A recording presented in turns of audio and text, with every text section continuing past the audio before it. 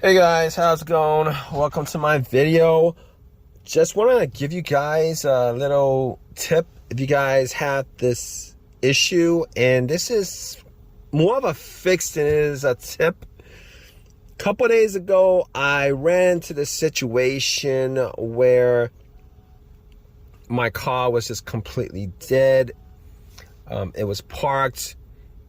It was in the morning. For whatever reason, it was completely dead. I couldn't even use the remote. Remote wouldn't work. I had to use the key to get in, and when I got in, there was no chimes, no nothing. Try to start it, nothing. It was just dead. It was like completely dead, as if there was no battery in it, and that actually was surprising to me, considering had a new battery in just a couple weeks ago, and all the lights, nothing worked. All right, and I know that it wasn't because I left the headlights on or anything like that. And at that point, I was like, I was a bit stumped, because the only time that this has ever happened with any of these, I guess you could call them symptoms of a dead battery, like completely dead, like there's no charge in the battery at all. And I was thinking to myself, all right, so we're gonna start there as far as trying to figure out what the problem is. So I went to where the battery was, and I looked at it, and the terminal was kind of loose. The positive terminal was kind of loose, and there was a lot of corrosion on there, like white bluish corrosion. So I didn't clean it up last time I replaced the battery, if I recalled, and I was thinking to myself, all right, so quick fix, not a problem. Hopefully it was charging correctly, and there's still some kind of charge. Maybe it's just a disconnect. So what I did was I actually wiggled it first. And then I tried to start it, nothing. And I tried to tighten the battery, try to start it, the terminal, try to start, nothing. So I went and tried to find a metal brush, which I had a metal brush. And essentially I used the metal brush to clean the battery terminals. I used the metal brush to clean the battery terminals. Had them 100% clean, wiped them. I think I even put some brake fluid on them just to make them really nice and clean. And I put the terminals back onto the battery. I even cleaned the terminals on the battery itself. Put the cables on and pretty much screwed it tight. Try to start it, nothing. It was the same thing. No sounds, no light on a dash, no lights on a dash, nothing that says that there was any power. So I was thinking to myself, all right, well, next up, battery's probably dead. But I had a voltmeter, so I just want to make sure that was the case. And I put the voltmeter on and tested it out, and it read 12.6. It read 12.6. And I was thinking to myself, it read 12.6, which is a full battery. Battery was completely full, and I was thinking to myself, it's kind of weird, right? It's kind of weird. Battery is full. There has to be an electrical disconnect somewhere.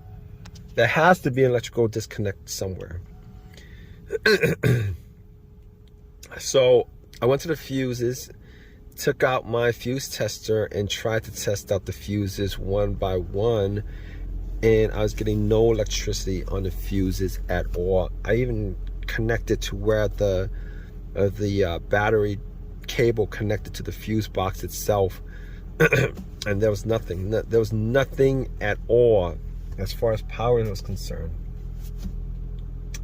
So I was looking around just to make sure that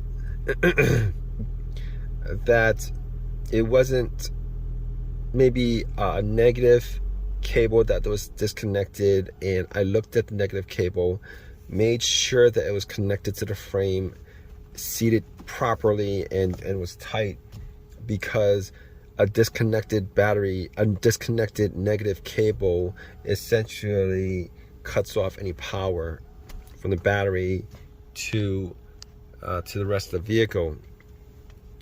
And the negative cable was fine. So the next thing I did was looked at the positive cable. It really didn't notice much in a positive cable, so I actually took up one of these jumpers, a jumper pack that I had, and I tried to jump it, and nothing. I tried, and then when I got nothing, I was like, I was putting it all over different spots on the cable itself, and just got nothing at all. And I was scratching my head trying to figure out what the problem was, because the night before that I hit I hit a pretty good bump. There was no damage, but I hit a pretty good bump the other night, and I was thinking maybe there was some electrical issue that occurred, maybe a wire got disconnected or something like that. And I was thinking to myself, okay. And then it just dawned on me. I was looking at the positive, and the positive cable portion of the cable that connects to the terminal on the battery has this block. And I was looking at the blocks, and the blocks have these wires. No, they're not wires. They're like electrical connectors. There's these mini electrical connectors, and there's, you know, little plastic windows that you could see into the little plastic connectors, and essentially the fuses. So I was looking at them, and I noticed that a couple of them, you know, a couple of them were burnt out, a couple of them were disconnected. So basically what I did at that point was, I was thinking, you know what, it's probably the fuses. So I actually took one of the little mini windows off, and I actually connected I used a screwdriver to actually link it.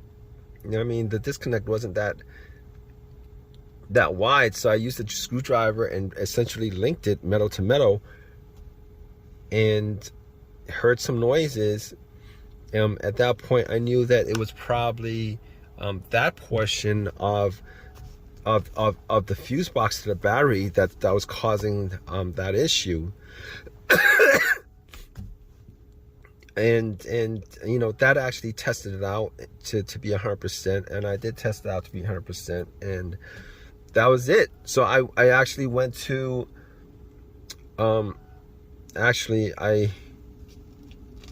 it was a little bit early in the morning. AutoZone opened up at like 9:30 or something like that, and I was trying to get out at around 7:30. So I went back, had some sausages, had a couple eggs, made a couple egg sausages. I wasn't going anywhere, and you know what? I was thinking about just using some kind of wire to connect the little fuse, and I definitely could have done that, but I was like, you guys in this situation, you guys, you know, if I was if I was stuck somewhere and I had like a metal wire, I would try to do that. There's a way you can do that. You know, if you're in this situation and you're stuck somewhere instead of at home, and you couldn't get to an AutoZone because they're closed or whatever, and you actually need to get it so that it runs and you drive it back home. You could actually use, if you guys have alligator clips, that it's possible you guys could do that. I mean, it's just one thin wire that's disconnected. You guys could just put maybe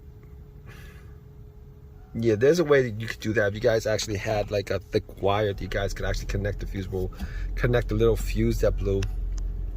But instead, I actually, you know, got a little bit more sleep, woke up a little bit later, cooked some eggs and sausage, and called AutoZone, see if they actually had it, and they had it.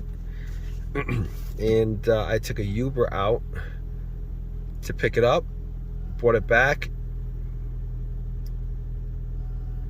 and replaced it, popped it back in, and just start up. Once I connected, it started up. It worked. No issues. Now I don't know what could have caused it. I didn't have anything on my 12 volt at the time, and I think there may have been a surge. Sometimes you get these situations where if you're driving, you get a surge or whatever, and maybe the alternator, you know, peaked or something like that, had a little bit of a surge, and it blew out the little fuse in the fusible link. It's possible, but it's an easy fix. It's not a huge issue. Anybody can do it. Check it out. If you guys have any of your own personal experiences, definitely leave a comment in the comments section. Please subscribe. Please give me a thumbs up. All that good stuff. You know, I hope that the fix for your vehicle is as easy as it was for mine. All right, guys, take care.